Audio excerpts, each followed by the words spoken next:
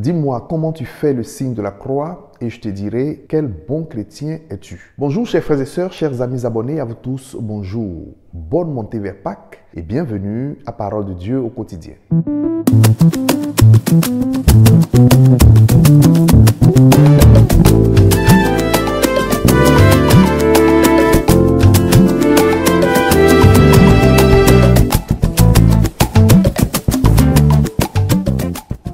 Au nom du Père et du Fils et du Saint-Esprit, Amen.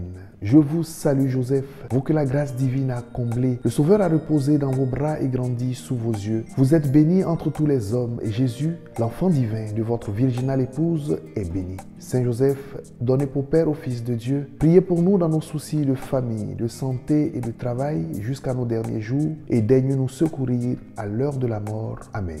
Chers amis, chers frères et sœurs, quand nous voyons certaines personnes faire le signe de croix, on est partagé entre la compassion et le rire, parce que certainement, beaucoup ne savent pas faire le signe de croix. Quand on voit des personnes faire le signe de croix, on est obligé de se demander, c'est le signe de croix qu'ils viennent de faire? D'autres encore font le signe de croix si rapidement qu'on a l'impression qu'ils ont du feu au bout des doigts qui va les brûler. Ils sont pressés.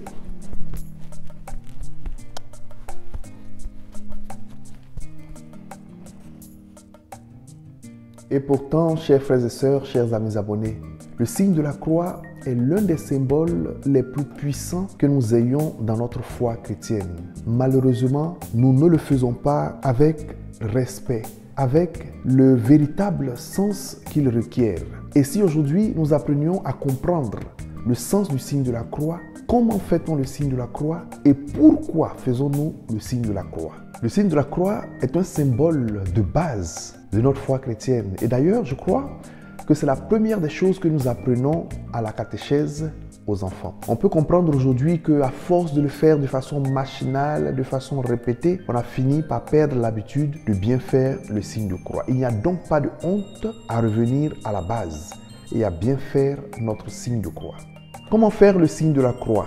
D'abord, comment placer les doigts? La première manière, le pouce et l'index se joignent ici en forme de croix. Les trois doigts, on peut les ranger et puis le pouce et l'index se joignent. Et ainsi, du bout du pouce, on peut faire notre signe de croix au nom du Père et du Fils et du Saint-Esprit. Amen. Une autre manière, c'est de laisser les 5 doigts joints et de faire le signe de croix avec le bout des doigts au nom du Père et du Fils et du Saint-Esprit. Amen. Ou encore, joindre l'index et le majeur. Les 3 autres doigts sont baissés et les 2 doigts joints, l'index et le majeur, au nom du Père et du Fils et du Saint-Esprit. Amen. Et le faire de façon lente, au nom du Père et du Fils et du Saint-Esprit. Amen. De façon lente, de façon pensée, je dirais même de façon priée. On peut prier avec le signe de la croix. Et quelles sont les parties du corps que nous touchons en faisant le signe de la croix? Au nom du Père, c'est au niveau du front, et du Fils à la hauteur du cœur, et du Saint-Esprit en touchant les 2 épaules, commençant par la gauche vers la droite. Au cours de la messe, avant la proclamation de l'Évangile, nous faisons aussi le signe de la croix. Quel est le sens que cela revêt et comment cela se fait-il? Il est mieux de joindre le pouce et l'index en forme de croix et du bout du pouce, nous nous traçons pour ce signe de la croix avant la proclamation de l'Évangile. Sur le front, signe de croix, pour demander au Seigneur d'éclairer notre intelligence pour comprendre la parole qui sera prononcée. Ensuite, sur les lèvres, pour demander au Seigneur de nous donner la force d'annoncer sa parole.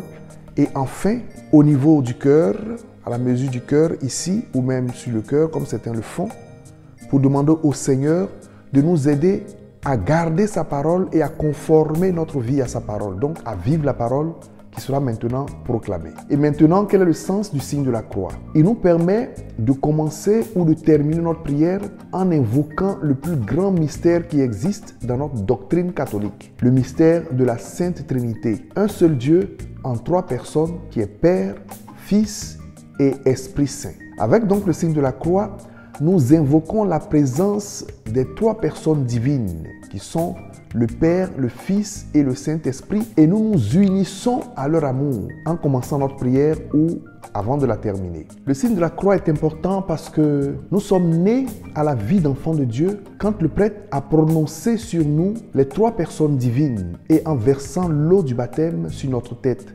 Je te baptise au nom du Père et du Fils et du Saint-Esprit. Amen.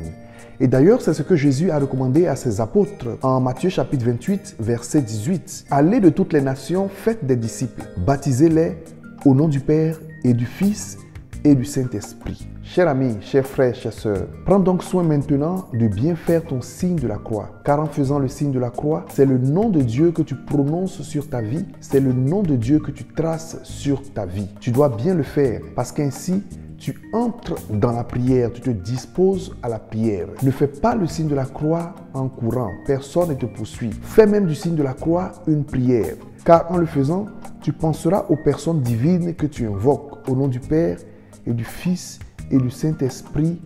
Amen. Sans empressement, sans courir, pour t'introduire véritablement dans la prière. Merci de partager cette petite réflexion qui peut servir à beaucoup de nos frères et sœurs qui ignorent comment faire le signe de la croix. Et que Dieu te bénisse et te garde au nom du Père et du Fils et du Saint-Esprit. Amen. Bonne continuation sur la route du carême qui prend fin bientôt et prenez soin de vous, chers frères et sœurs. Au revoir.